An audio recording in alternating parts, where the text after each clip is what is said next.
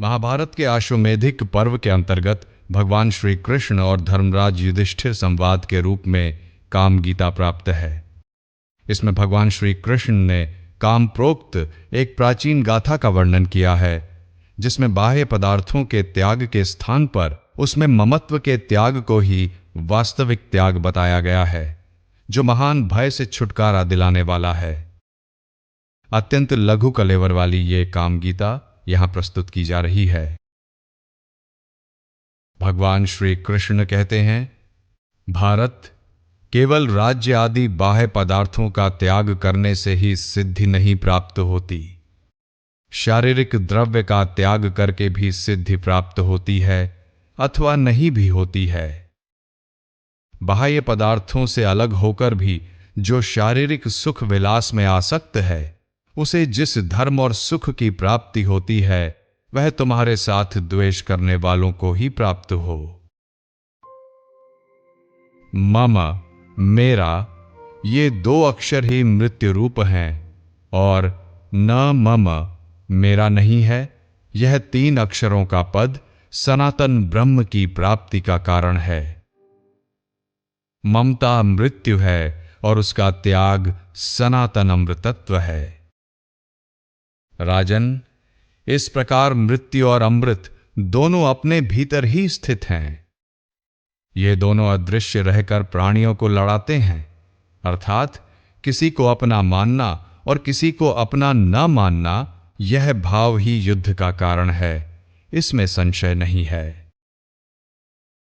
हे भरतनंदन, यदि इस जगत की सत्ता का विनाश न होना ही निश्चित हो, तब तो प्राणियों के शरीर का भेदन करके भी मनुष्य अहिंसा का ही फल प्राप्त करेगा। चराचर प्राणियों सहित समूची पृथ्वी को पाकर भी जिसकी उसमें ममता नहीं होती, वह उसको लेकर क्या करेगा? अर्थात उस संपत्ति से उसका कोई अनर्थ नहीं हो सकता। किंतु कुंती नंदन, जो वन में रहकर जंगली फलमूलों से ही जीवन निर्वाह करता है, उसकी भी यदि द्रव्यों में ममता है, तो वह मौत के मुख में ही विद्यमान है।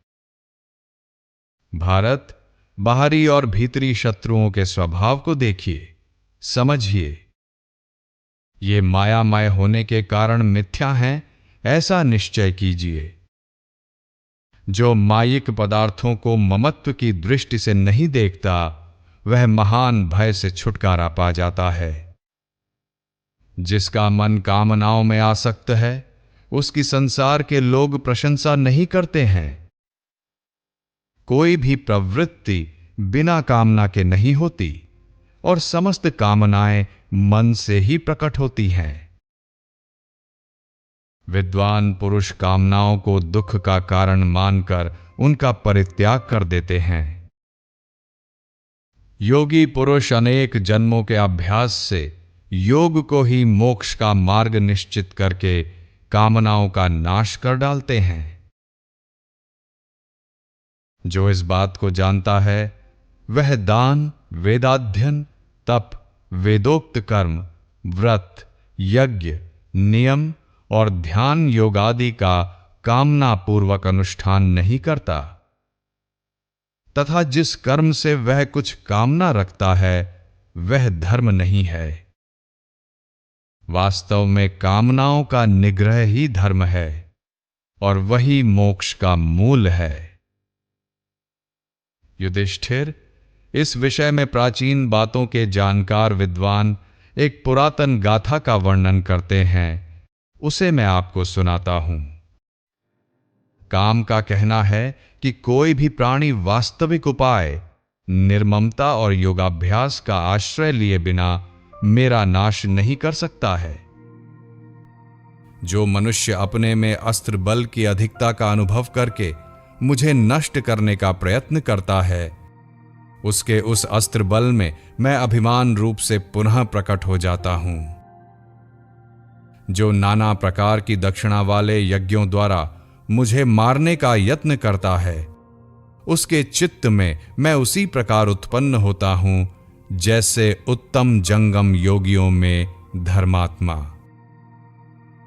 जो वेद और वेदांत के स्वाध्याय रूप साधनों के द्वारा मुझे मिटा देने का सदा प्रयास करता है, उसके मन में मैं स्थावर प्राणियों में जीवात्मा की भांति प्रकट होता हूं। जो सत्य पराक्रमी पुरुष धैर्य के बल से मुझे नष्ट करने की चेष्टा करता है, उसके मानसिक भाव के साथ मैं इतना घुल मिल जाता हूं कि वह मुझे पहचान नहीं पाता। जो कठोर व्रत का पालन करने वाला मनुष्य तपस्या के द्वारा मेरे अस्तित्व को मिटा डालने का प्रयास करता है, उसकी तपस्या में ही मैं प्रकट हो जाता हूं। जो विद्वान पुरुष मोक्ष का सहारा लेकर मेरे विनाश का प्रयत्न करता है, उसकी जो मोक्ष विषयक आसक्ति है, उसी से वह बंधा हुआ है। यह विचार कर मुझे उस पर हंसी आती है। एकमात्र मैं ही समस्त प्राणियों के लिए अवध्यय एवं सदा रहने वाला हूं। अतः आप भी नाना प्रकार की दक्षिणा वाले यज्ञों द्वारा अपनी उस कामना को धर्म में लगा दीजिए, वहां आपकी वह कामना सफल होगी। विधिपूर्वक दक्षिणा देकर आप अश्वमेध का तथा पर्याप्त दक्षिणा वाले अन्यान्य समृद्धिशाली यज्ञों का अनुष्ठान कीजिए। अपने मारे गए भाई बंधुओं को बारंबार याद करके आपके मन में व्यथा नहीं होनी चाहिए। इस समरांगण में जिनका वध हुआ है, उन्हें आप फिर नहीं देख सकते।